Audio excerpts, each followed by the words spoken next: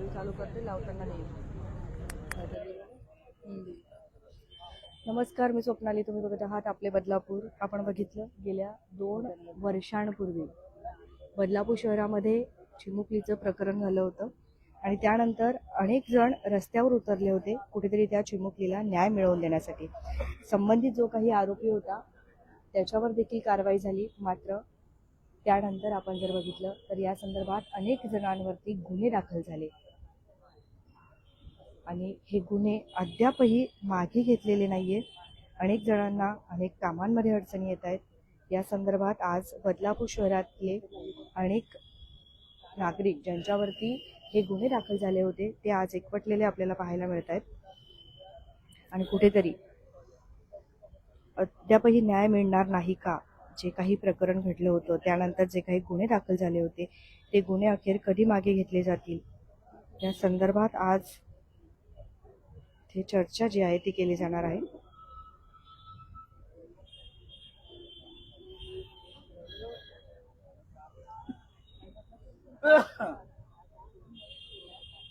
आणि या 2 वर्षाच्या अंतरामध्ये आजही अनेक आज सध्या आपण जर बघितलं तर संबंधित प्रकरणाला 2 वर्ष जे आहेत. आज 20 ऑगस्ट 2024 20 ऑगस्ट 2024 अनेकांवर त्यावेळेला जे गुन्हे दाखल झाले त्यामुळे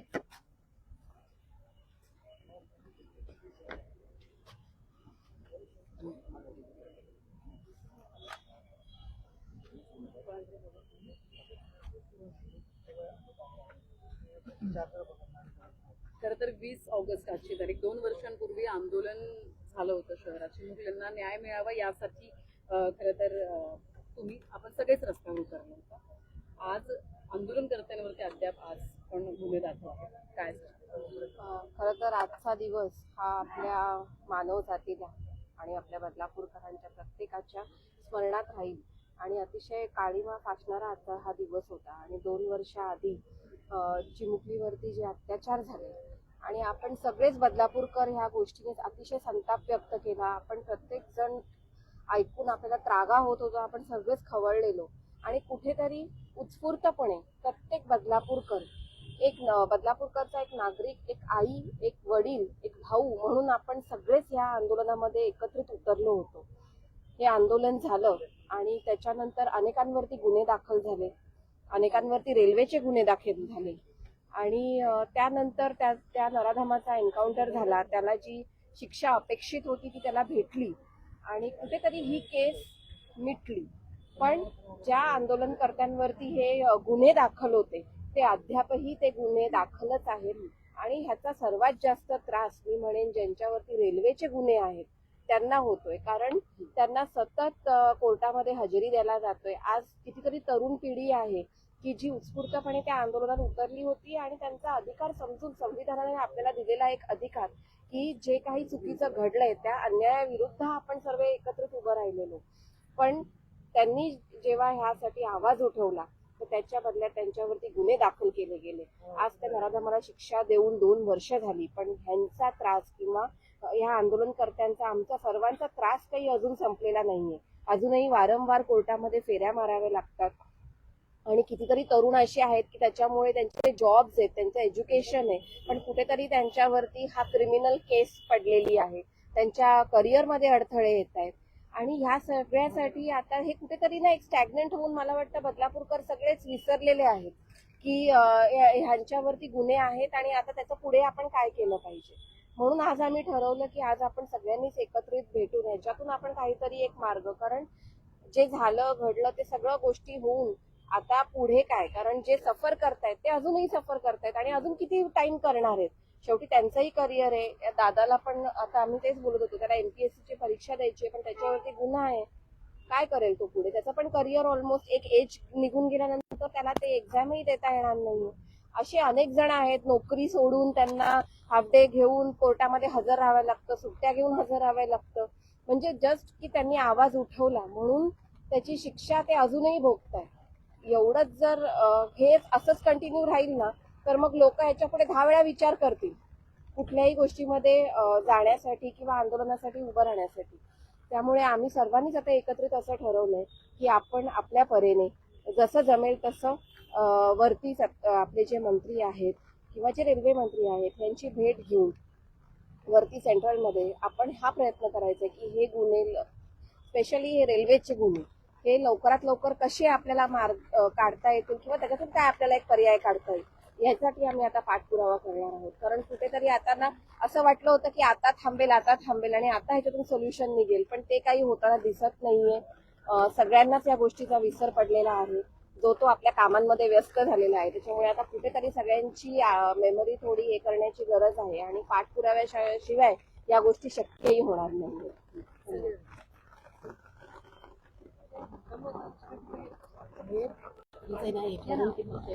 पुढे या ताई आणि समोर बघा. अर्थात खरं तर गुन्हे अद्यापही दाखल आहेत, तुमच्यावरही गुन्हा दाखल आहे. काय प्रशासनाकडे मागणी होती?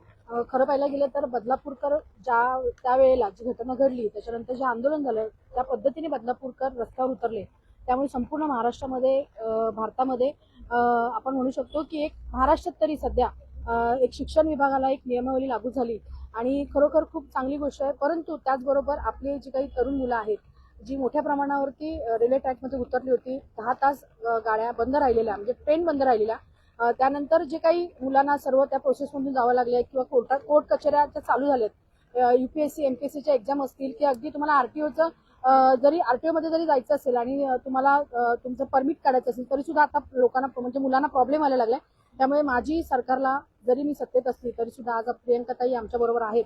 त्यावेळेला प्रियंका मी असेल किंवा वर्षाताई असतील, आपल्या तांबे मॅडम असतील, ह्या सर्वजणी त्यावेळेला उतरले होत्या. त्यावेळेला कुठलाही पक्ष नव्हता, राजकारण नव्हतं, हे सर्वजण उतरले होते. ते फक्त आपल्या मुली आहेत असं समजून. त्यामुळे त्यावेळेला कुठलंही राजकारण पक्षभेद सगळेजण विसरून रस्त्यावर उतरले होते.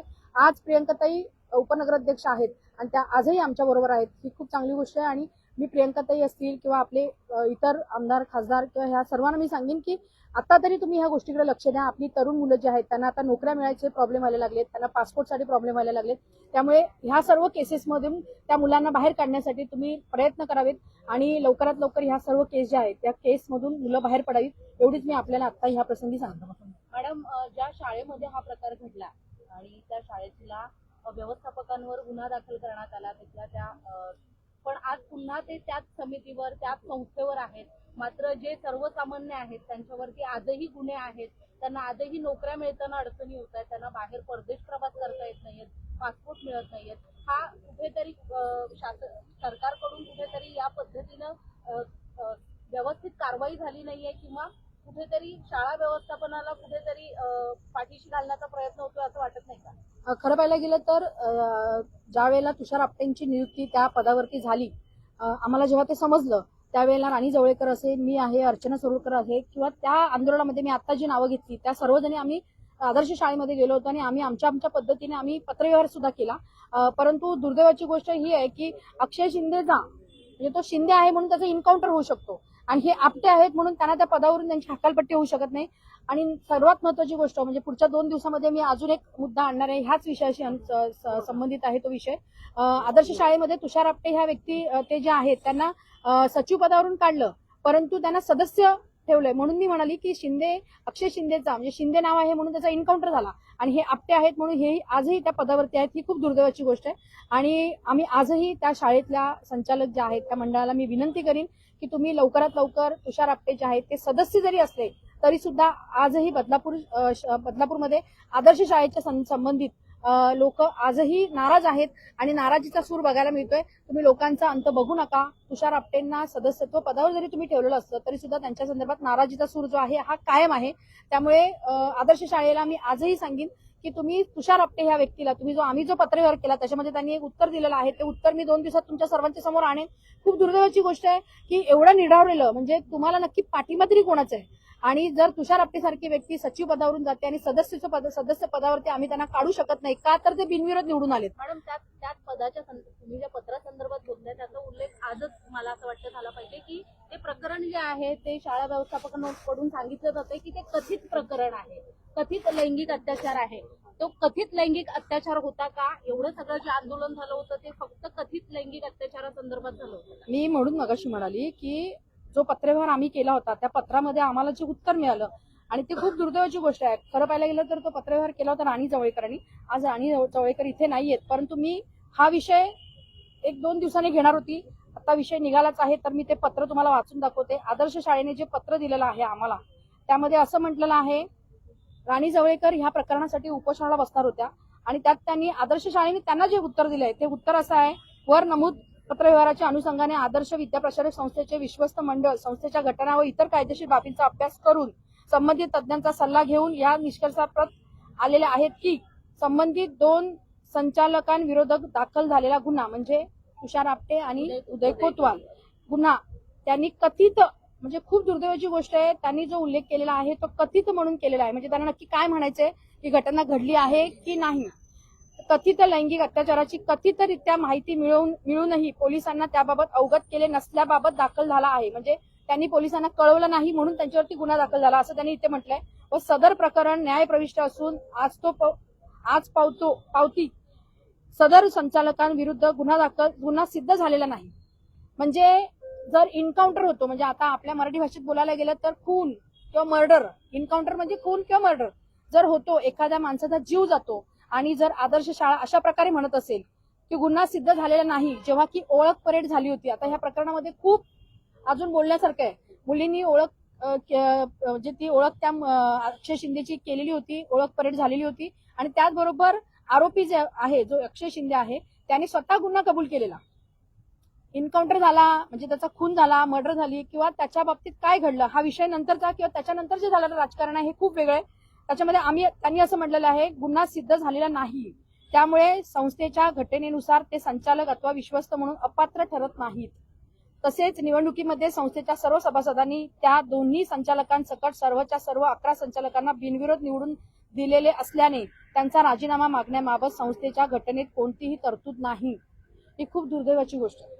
हा विषय आम्ही पुढचे 2 दिवसांनी घेणार होतो, परंतु आता निघाले. त्यांना नक्की म्हणते की कथित प्रकरणामध्ये तुषार आपटेंवरचा गुन्हा अजून सिद्ध झालेला नाही. म्हणजे गुन्हा सिद्ध झालेला नसताना सुद्धा मी म्हणून म्हणाली की अक्षय शिंदे सारख्या व्यक्तीचा इन्काउंटर होतो.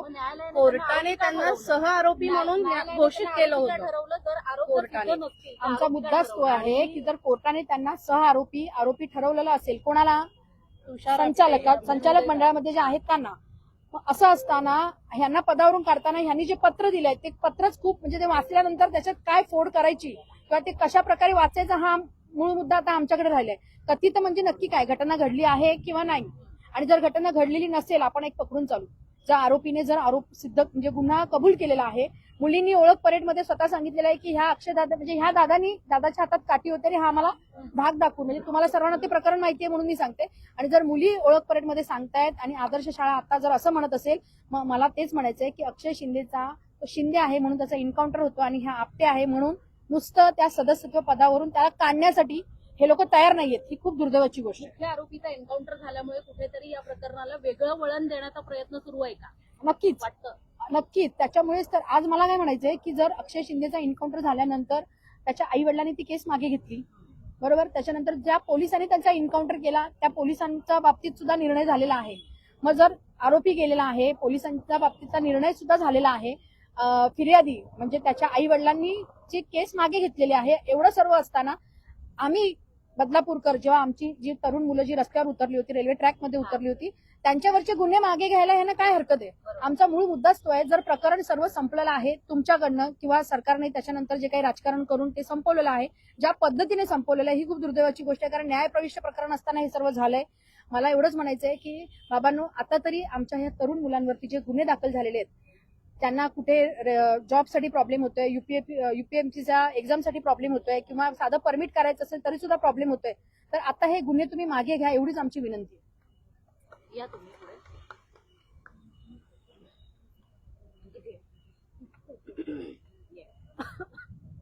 प्रकरणातले आरोपी सहज सुटतायत, सहज जामीन मिळतोय त्यांना, पण जे सर्वसामान्य बदलापूरकर होते, जे चिमुकलींसाठी रस्त्यावर उतरलेले होते, त्यांच्यावरचे गुन्हे मागे घेतले जात नाहीत.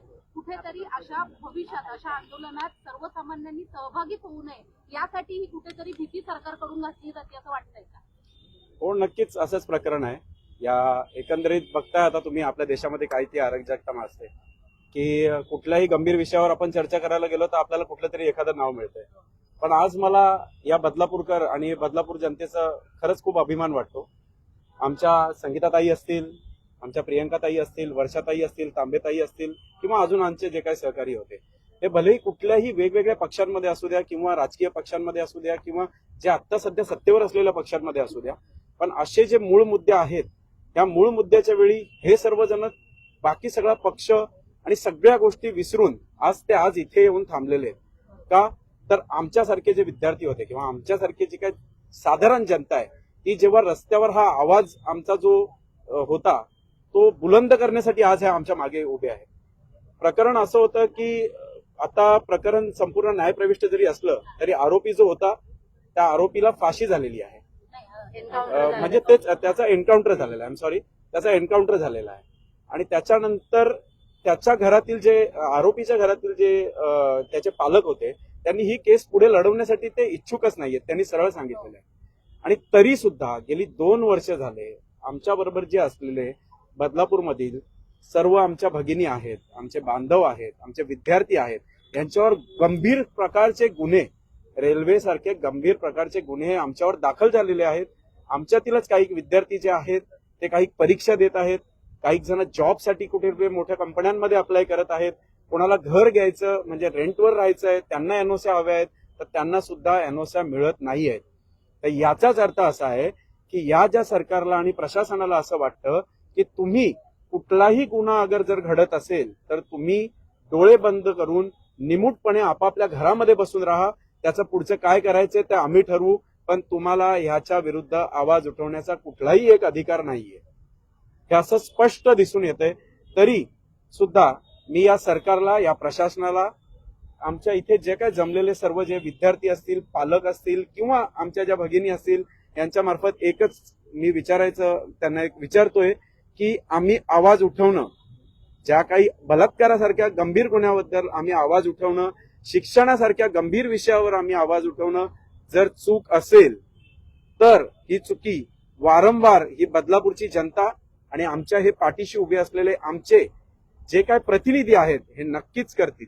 2 वर्षात किती पाठपुरावा केला, प्रत्येक वेळेला काय प्रशासनाकडून सरकारकडून उत्तर आली? गेली 2 वर्ष झाले आम्ही बऱ्याचशा राजकीय नेत्यांना जाऊन मिळतोय, त्यांना आम्ही प्रत्येकाला निवेदन देतोय की आम्ही काही रेकॉर्डवरचे गुन्हेगार नाही आहोत, आमच्यावर साधी एनसी सुद्धा नाही हो पोलीस स्टेशनमध्ये, पण तरी सुद्धा आज आम्हाला ह्या प्रकरणामध्ये एवढं का गोवल्या जाते की आमचा आवाजच पूर्णपणे हा दाबला जातोय. परीक्षा पण होते ना MPSC ची. मी स्वतः म्हणजे माझं नाव सोहल अशोक खरे, मला 20 तारखेला इथेच मला अटक झाली. अटक झाल्यानंतर आम्हाला कल्याण येथे चौकीमध्ये दाखल करण्यात आलं. मी साहेबांना सांगितलं की साहेब येत्या काही दिवसांमध्येच 4 ते 5 दिवसांमध्ये माझा MPSCचा पेपर आहे आणि मी त्या MPSCच्या पेपरला अपियर होणार होतो, पण साहेबांनी मला सांगितलं आता तर तुम्ही गुन्हेगार झाला, आता तुम्हाला कुठल्याही प्रकारची परीक्षा देता येणार नाही. मग अशा माझ्यासारखे असंख्य विद्यार्थी आहेत ज्यांनी 10वी 12वी काही जॉबला जाणार आहेत, यांना प्रत्येक ठिकाणी एनओसीस लागतात. आज माझं जर का आयुष्य या फक्त एका गुन्ह्यामुळे, मी कुठलाही क्रिमिनल रेकॉर्डवरचा नाहीये किंवा काही नाहीये, पण फक्त या अशा गुन्ह्यांमुळे जर अशा आमच्यासारख्या असंख्य विद्यार्थ्यांवरती, पालकांवरती आणि भगिनींवरती जर अशा प्रकारचे गंभीर प्रकारचे गुन्हे दाखल होत असतील तर मग जे मोकाट फिरणारे गुन्हेगार आहेत यांच्यावर ते गुन्हे का नाही, म्हणजे त्यांना एवढा अंकुश का नाहीये, मग त्याच्यामध्ये आम्हाला तुम्ही वेटीस धरताय का?